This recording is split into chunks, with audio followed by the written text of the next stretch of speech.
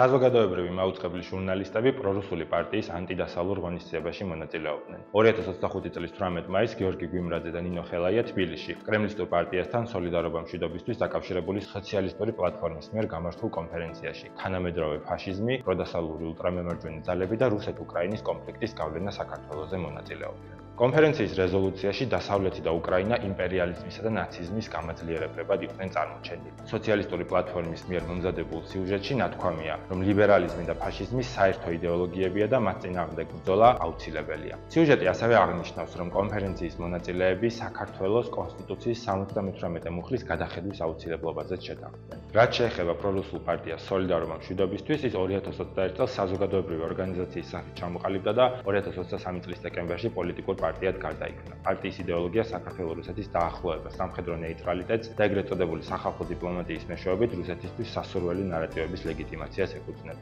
თავად გვიმრაძე, რომელიც წარსულში საზოგადოებრივი მაუწყებლის საინფორმაციო სამსახურს ხელმძღვანელობდა, პრორუსული აქტორების მიერ ორგანიზებულ ღონისძიებებში ადრეც მონაწილეობდა. მაგალითად, 2013 წელს რუსეთის პროპაგანდისტული ორგანიზაციის ბორჩაკოვის ფონდის მოწვევით გვიმრაძემ რუსეთის ფედერაციის საგარეო საქმეთა სამინისტრო მოინახულა და გრიგორი კარასიც შეხვდა.